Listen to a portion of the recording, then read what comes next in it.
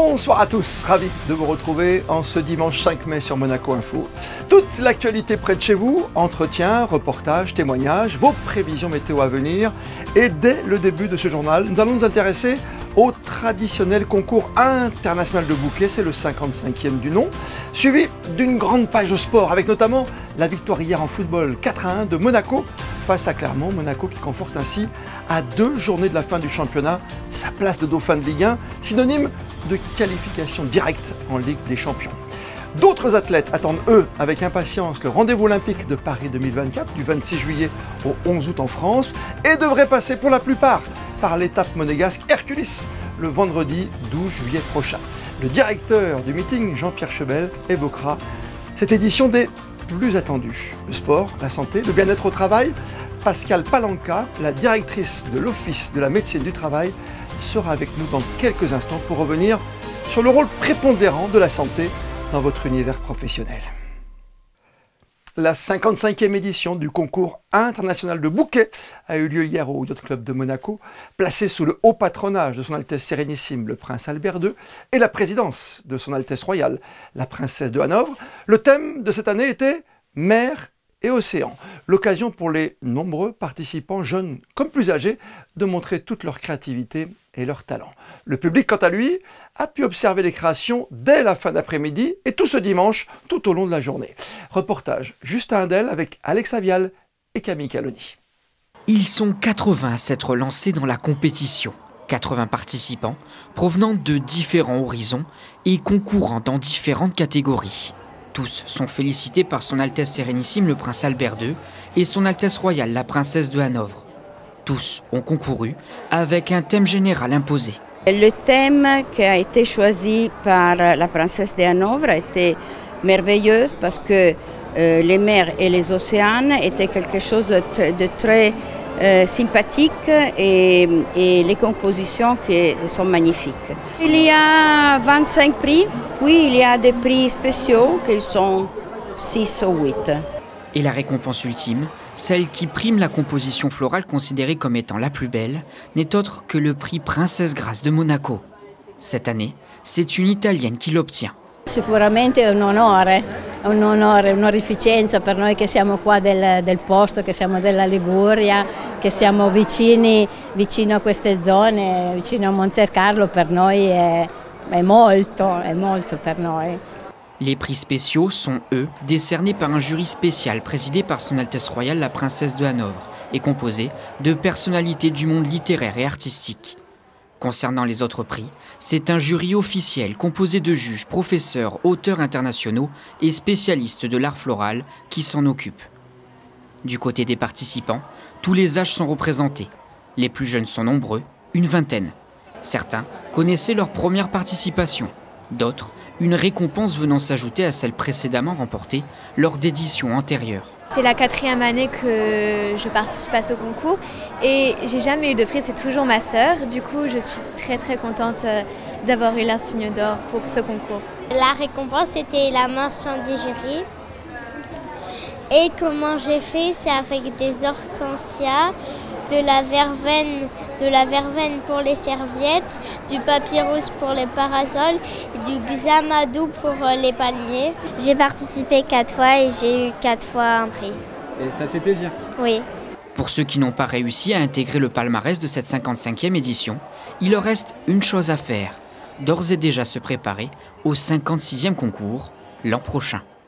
Le prince souverain qui s'est rendu hier en milieu d'après-midi à un tout autre concours, celui de l'exposition canine sous le chapiteau de Fontvieille, accompagné de son Altesse Sérénissime la Princesse Charlène. Un concours avec, on le rappelle, une participation record, plus de 1400 chiens réunis pour l'occasion et pas moins de 247 races représentées. Les sports et Monaco en football qui conforte sa 2e place avec une victoire très nette 4-1 face au dernier de la classe, Clermont, avec un secteur offensif hier des rouges et blancs des plus performants. Un but somptueux tout d'abord de Minamino, 2 nouvelles réalisations signées Wissam Ben Yedder qui devient ainsi le 2e buteur de l'histoire du club avec 117 buts derrière les fameux 223 de Delionis, sans oublier le but du soulagement pour le revenant, l'attaquant suisse Brel Mbolo, aligné pour la première fois par son entraîneur dès le coup d'envoi. Après sa blessure de l'été dernier, il n'avait plus marqué, tenez-vous bien, depuis 1 an et demi, 436 jours pour être précis.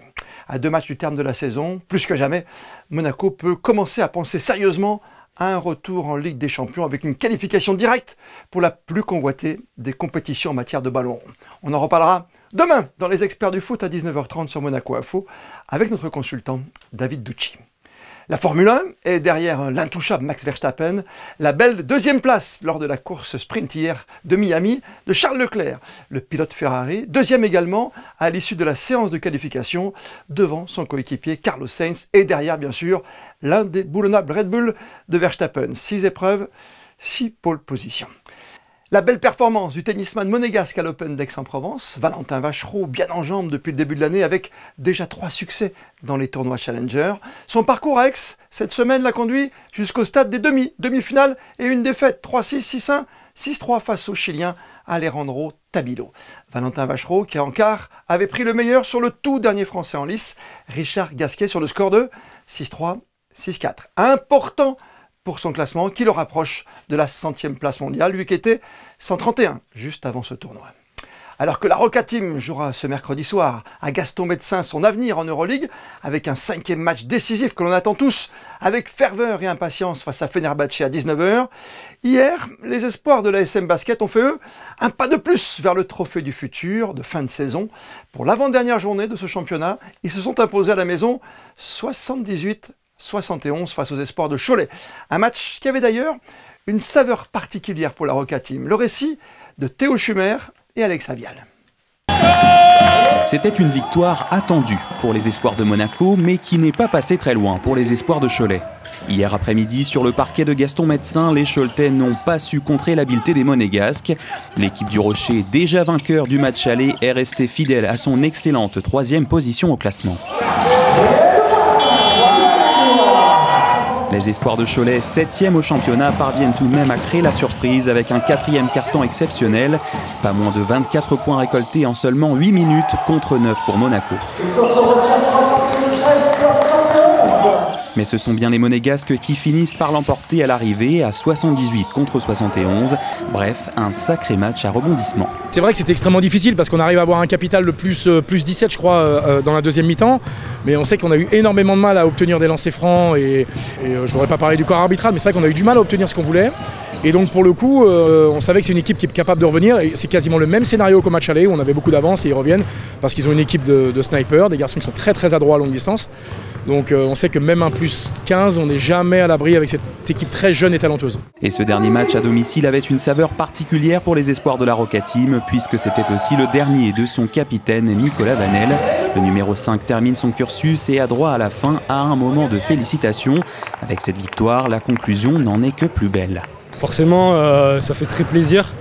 On termine sur une bonne note à la maison et en plus on se qualifie, on était déjà qualifié pour le trophée du futur, mais on est maintenant 3e pratiquement officiel. Et donc c'est une énorme avancée pour le club déjà. Et maintenant à nous d'aller le plus loin possible une fois qu'on sera en play-off. Nico a été exemplaire, beaucoup de résilience parce qu'il a eu des grosses blessures. Et il est revenu avec un mental systématique, toujours en respectant sa place. On peut être que fier. Les espoirs de la Roca Team sont déjà qualifiés pour les playoffs, mais joueront un dernier match face aux espoirs de Blois sur leur terrain. Rendez-vous donc samedi prochain. Alors que la flamme olympique en provenance d'Athènes se rapproche petit à petit de nos côtes à bord du navire-école Le Belem pour une arrivée à Marseille mercredi prochain, les dieux du stade ont coché pour la plupart avant Paris 2024 une date d'importance sur leur calendrier de chercheurs d'or, le meeting Hercules le 12 juillet prochain. Son directeur, Jean-Pierre Chebel, revient sur ce plateau d'exception attendu en principauté cette année, 2 semaines tout juste avant les Jeux. Entretien signé Julie Avial. Bonsoir à vous. Oui, bonsoir.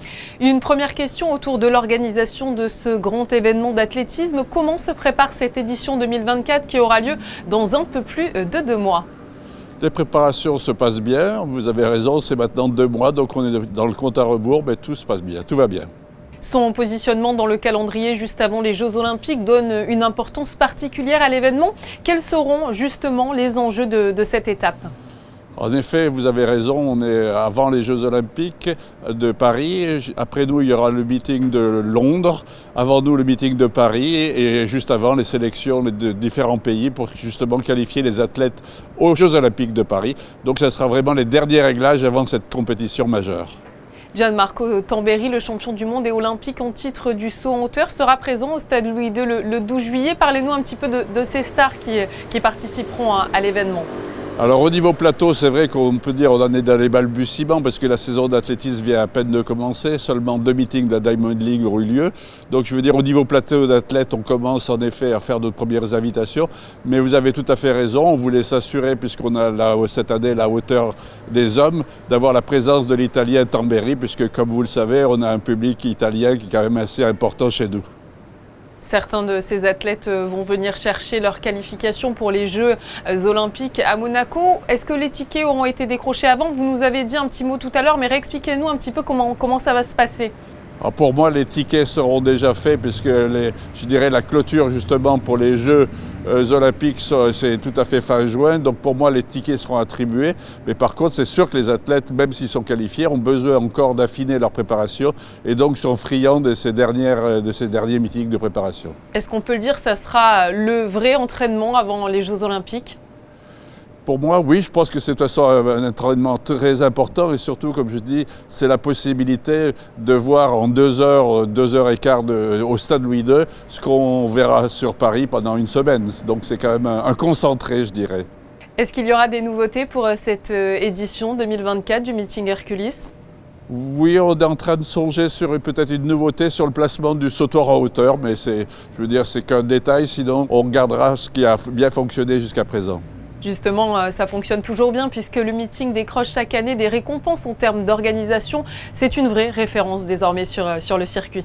Mais disons qu'on fait tout pour être en effet resté au plus haut niveau de la Diamond League. Je vous remercie Jean-Pierre Chobel d'avoir été présent sur Monaco Info pour aborder les grands enjeux du meeting Hercules juste avant les Jeux Olympiques. C'est moi qui vous remercie et je vous souhaite une bonne soirée. On reste dans le domaine du sport et une discipline qui n'en finit pas de séduire au bord de l'eau.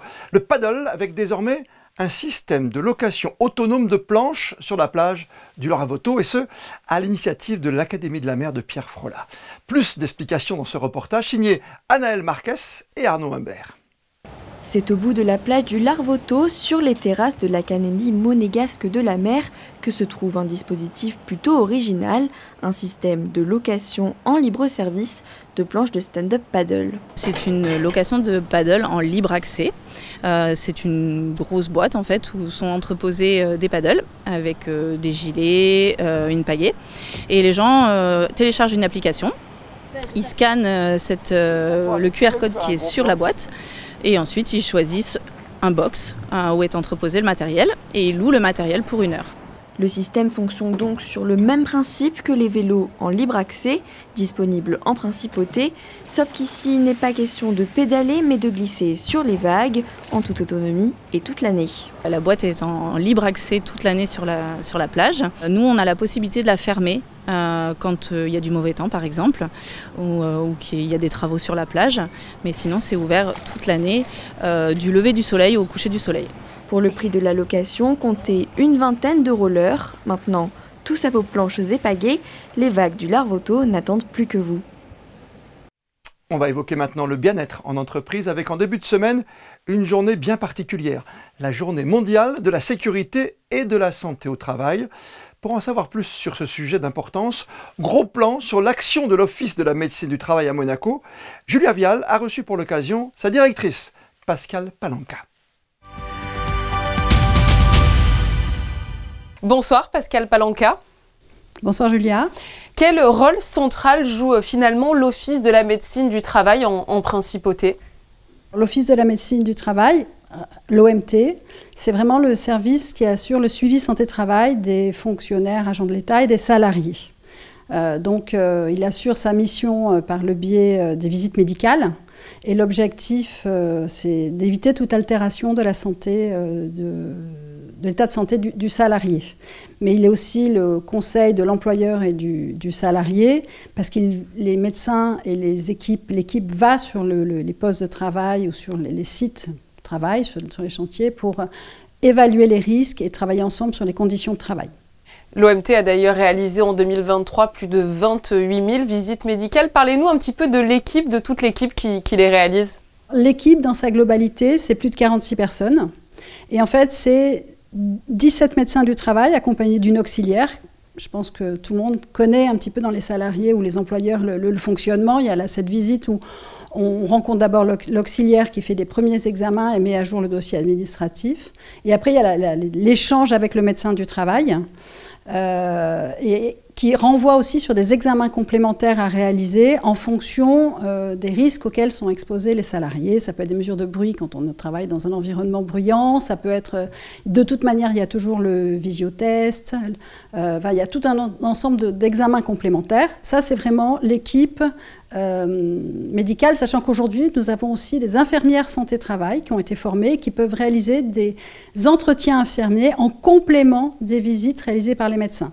Et ces infirmières, elles font aussi les examens complémentaires. Et à côté du pôle médical, nous avons vraiment le pôle prévention et les préventeurs qui se rendent à la demande du médecin du travail, avec lui ou seul, sur les sites de travail, les chantiers, dans les locaux de travail, pour faire différents types d'examens, mesures de bruit, mesures de lumière, mesures d'empoussièrement. Enfin, il y a toute une série d'examens. Il participe aussi au comité d'hygiène sécurité dans les entreprises, au CI2SCT dans les chantiers.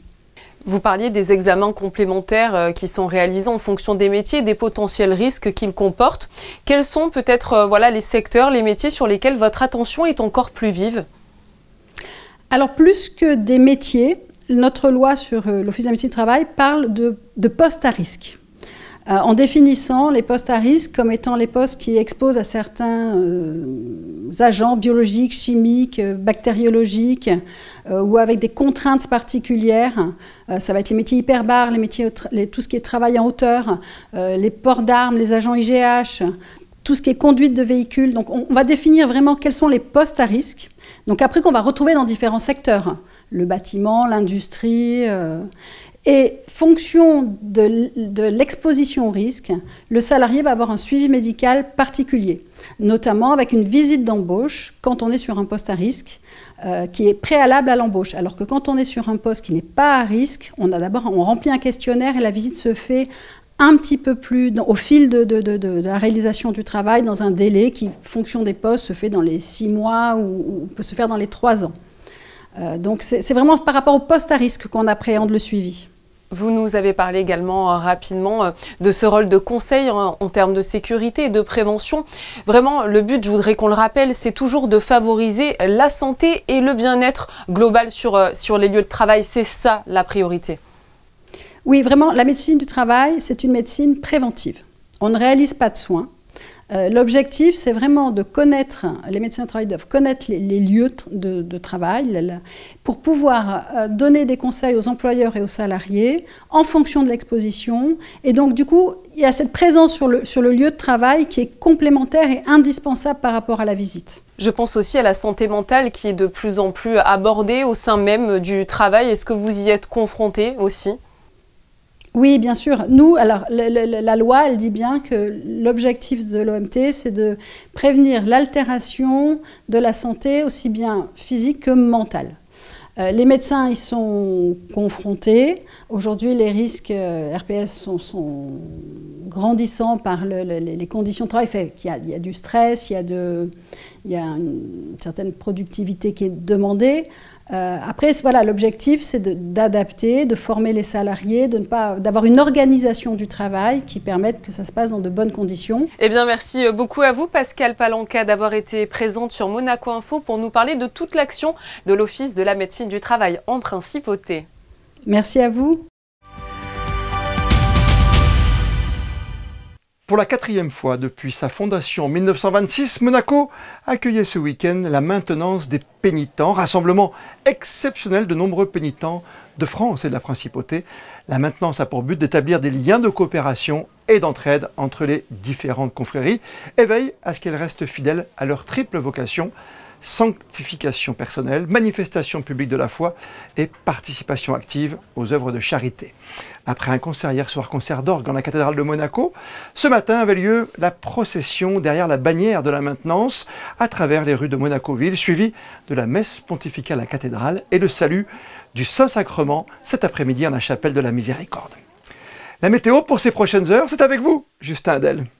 Tout à fait Christophe, la pluie risque de faire son retour pour ce début de semaine. Des instabilités sont possibles mais rien n'est encore sûr. Pour autant, le soleil aura du mal à pointer le bout de son nez. Les nuages très épais s'installeront dans le ciel monégasque. Il fera lourd et humide. Cependant, niveau température, on reste sur la même chose que ces 2 derniers jours, 14 à 18 degrés. Et concernant notre belle mer Méditerranée, sa température atteindra les 16. Le soleil se lèvera à 6h13 et se couchera à 20h40. Demain, nous fêterons Sainte Prudence. Et je terminerai cette météo avec un petit dicton. À la Sainte Prudence, s'il pleut, s'il vente, peu après, les moutons dansent. Et comme le veut la tradition, comme chaque dimanche soir, c'est le flashback de la semaine pour revivre ensemble les moments forts de ces premiers jours de mai à travers ces dernières années. Demain, lundi, c'est le retour d'Émilie Rousseau qui sera à vos côtés pour un tout nouveau journal dès 19h. D'ici là, belle et douce soirée à toutes et à tous sur Monaco Info.